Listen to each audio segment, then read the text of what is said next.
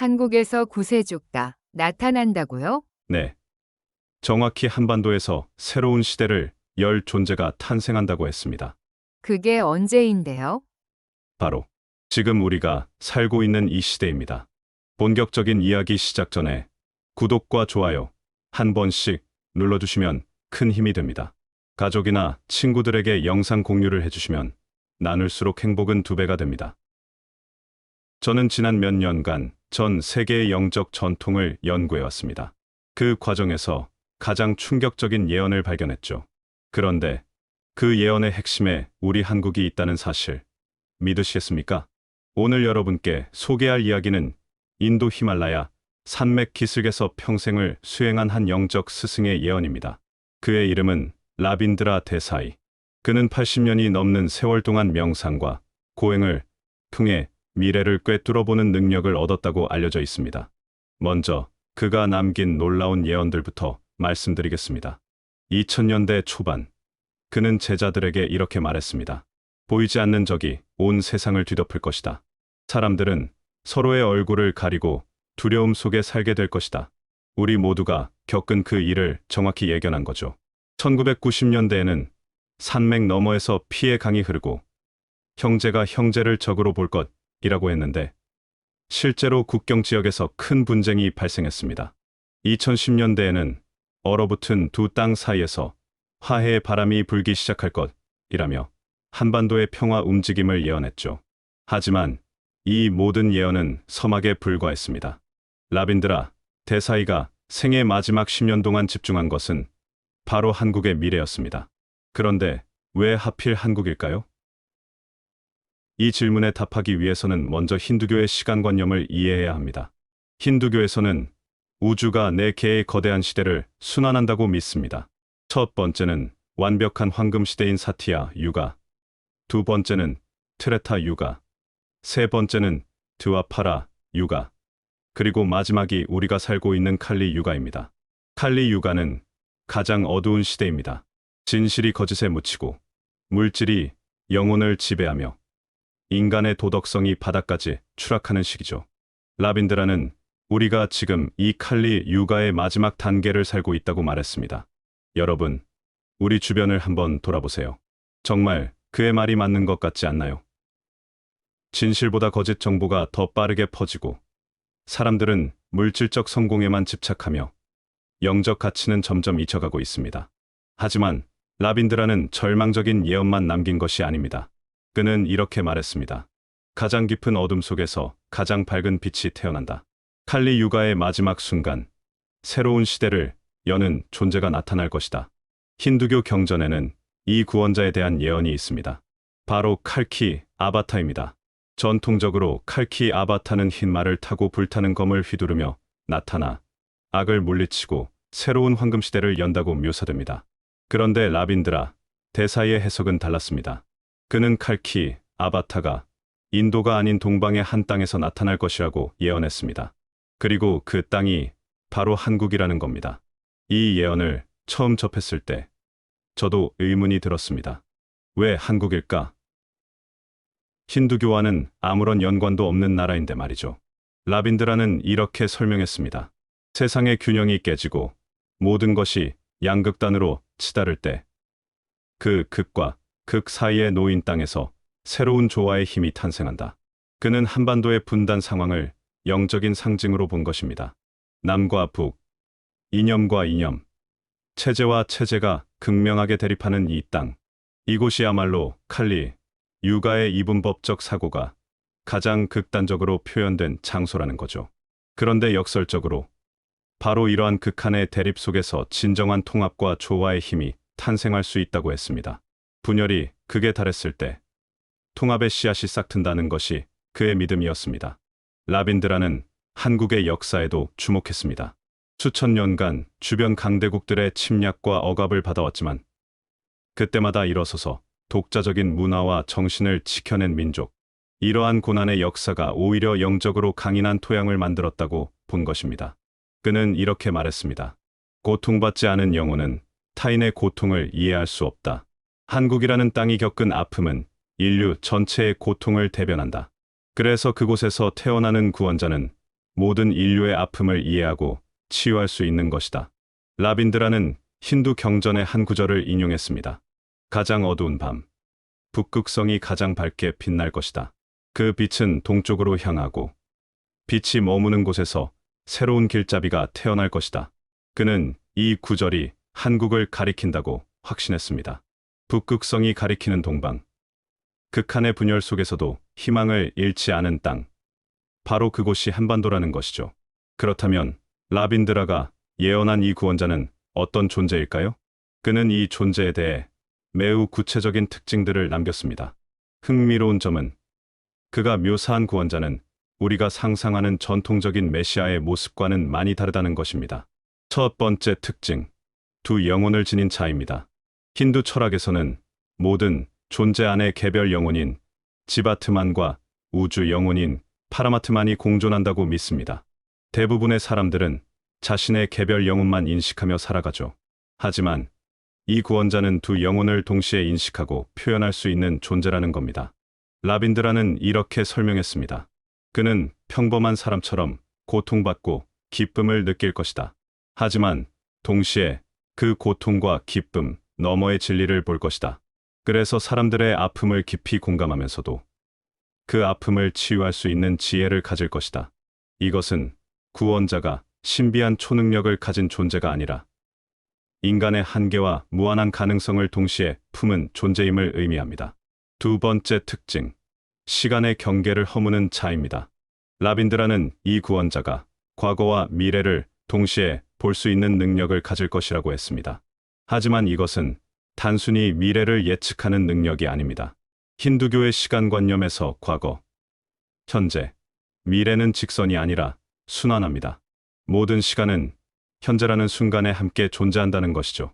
이 구원자는 이러한 시간의 본질을 이해하고 과거의 지혜를 현재에 적용하며 미래의 가능성을 현재에 실현할 수 있는 존재라는 겁니다.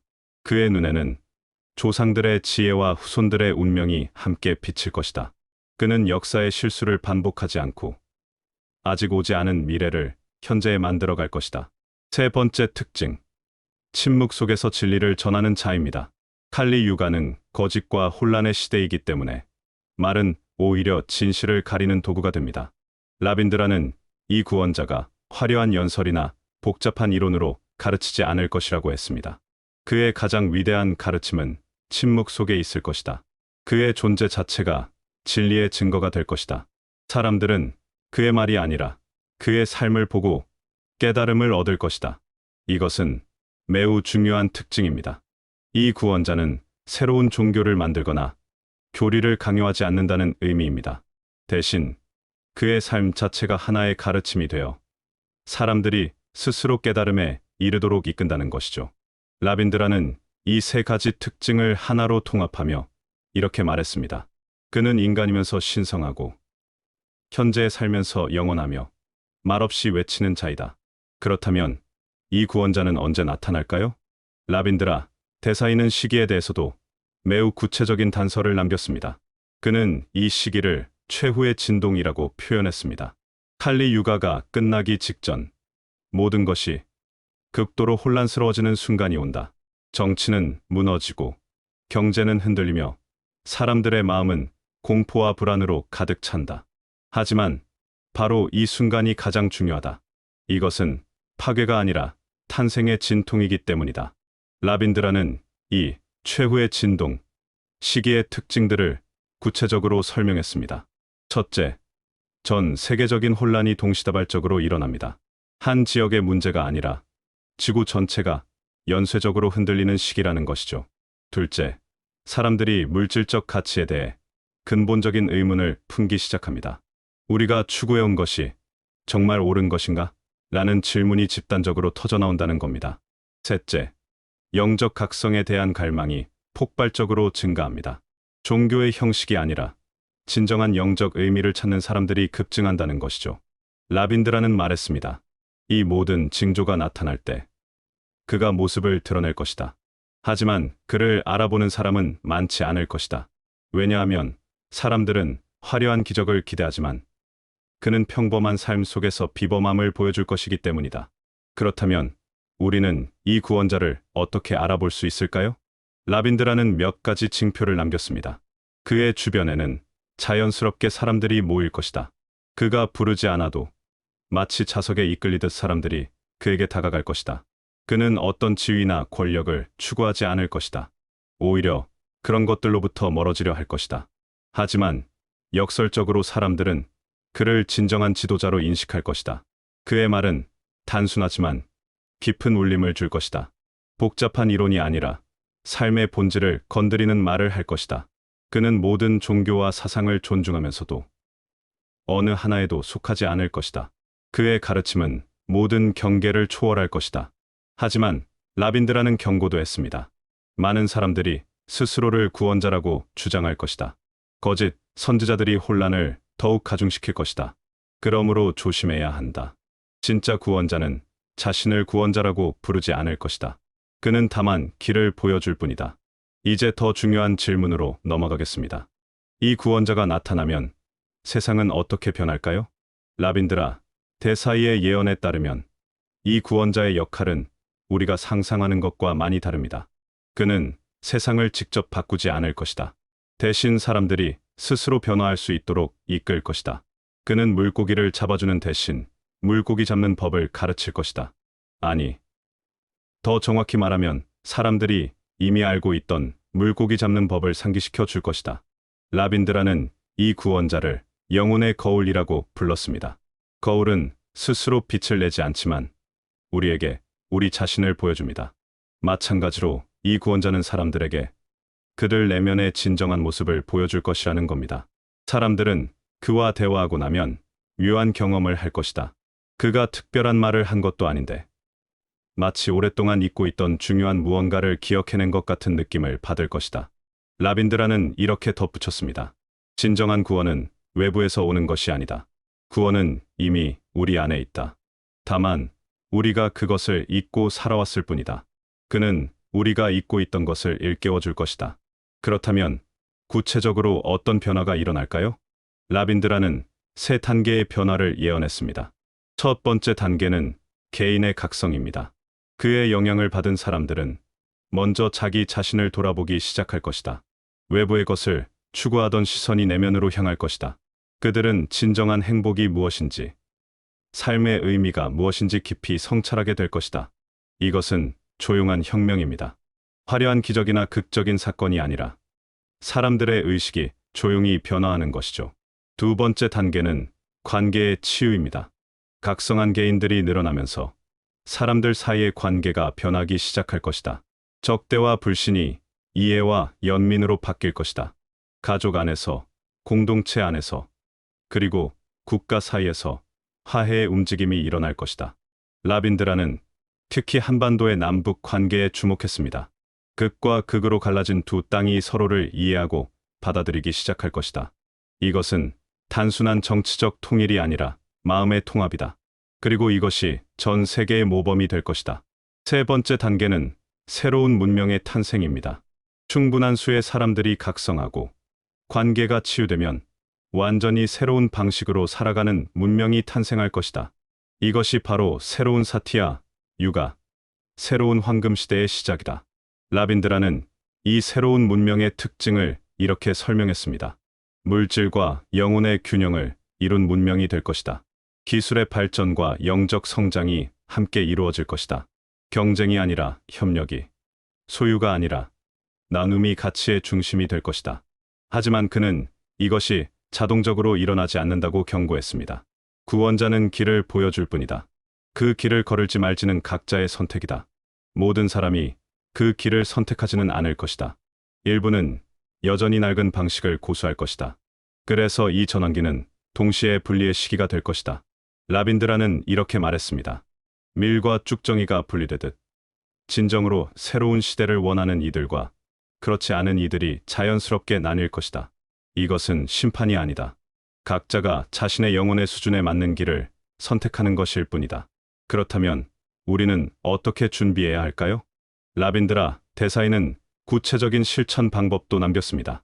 첫째, 내면을 보는 연습을 하라고 했습니다. 매일 조용한 시간을 가져라. 명상이든 기도든 산책이든 형식은 중요하지 않다. 중요한 것은 외부의 소음에서 벗어나 자신의 내면을 들여다보는 시간을 갖는 것이다. 그 시간 속에서 진정한 자신을 발견할 것이다. 둘째, 집착을 내려놓는 연습을 하라고 했습니다. 물질에 대한 집착, 타인의 인정에 대한 집착, 과거에 대한 집착을 조금씩 내려놓아라. 집착은 영혼을 무겁게 만든다. 가벼운 영혼만이 높이 날 수 있다. 셋째, 연민을 실천하라고 했습니다. 모든 존재는 연결되어 있다. 타인의 고통은 곧 나의 고통이다. 작은 실천부터 시작하라. 친절한 말 한마디, 따뜻한 미소 하나가 세상을 바꾸는 시작이다. 넷째, 진실을 추구하라고 했습니다. 거짓과 환상으로 가득한 세상이지만 진실을 향한 갈망을 잃지 마라. 편한 거짓보다 불편한 진실을 선택하라. 진실만이 진정한 자유를 준다. 다섯째, 균형을 찾으라고 했습니다. 극단을 피하라. 물질을 완전히 버릴 필요도 없고 영적인 것만 추구할 필요도 없다. 물질과 영혼의 균형, 개인과 공동체의 균형, 행동과 관조의 균형을 찾아라. 라빈드라는 이렇게 덧붙였습니다. 이 5가지를 실천하는 것만으로도 당신은 이미 새로운 시대를 준비하고 있는 것이다. 구원자가 나타났을 때 당신은 그를 알아볼 수 있는 눈을 갖게 될 것이다. 이제 우리는 라빈드라 대사이의 예언에서 가장 핵심적인 메시지로 다가갑니다. 그의 예언은 단순히 미래를 알려주는 것이 아닙니다. 그것은 우리에게 선택을 요구합니다. 미래는 정해진 것이 아니다. 미래는 현재 우리가 내리는 선택들의 총합이다. 나는 가능성을 보여줄 뿐이다. 그 가능성을 현실로 만들 것인지는 당신들의 몫이다. 라빈드라는 예언이 운명과는 다르다고 강조했습니다. 예언은 경고이자 초대이다. 만약 우리가 계속 같은 길을 간다면 어떤 미래가 올 것인지 보여주는 경고이며 동시에 다른 길을 선택할 수 있다는 초대이다. 그는 특히 한국 사람들에게 이렇게 말했습니다. 한반도에 사는 사람들은 특별한 역할을 맡게 될 것이다. 그들이 겪은 고난은 헛되지 않았다. 그 고난이 그들을 인류의 스승으로 만들었다. 분단의 아픔을 겪은 민족이기에 분열된 세계를 통합하는 지혜를 가질 수 있다. 하지만 그는 이것이 민족주의적 우월감과는 다르다고 강조했습니다. 선택받았다는 것은 특권이 아니라 책임이다. 한국에서 구원자가 태어난다는 것은 한국 사람들이 다른 민족보다 우월하다는 의미가 아니다. 오히려 더 큰 책임을 짊어진다는 의미이다. 구원자를 도와 그의 메시지를 세계에 전하는 것. 그것이 한국 사람들의 역할이다. 라빈드라는 한국의 문화와 정신에 대해서도 언급했습니다. 한국의 문화 속에는 이미 새로운 시대의 씨앗이 있다. 공동체를 중시하는 정신, 자연과의 조화를 추구하는 태도, 어려움 속에서도 희망을 잃지 않는 회복력, 이 모든 것이 새로운 문명의 기초가 될 것이다. 그는 한국의 전통 속에 담긴 지혜가 미래 세대에게 큰 영감을 줄 것이라고 믿었습니다.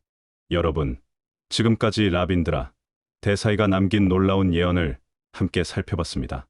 그의 예언이 정확히 들어맞을지는 아무도 알 수 없습니다.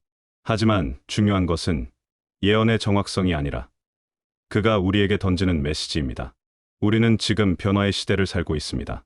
혼란스럽고 불확실한 시대이지만 동시에 새로운 가능성으로 가득한 시대이기도 합니다. 라빈드라의 예언은 우리에게 묻습니다. 당신은 어떤 미래를 선택하겠는가? 외부에서 구원자가 나타나기를 기다릴 것인가?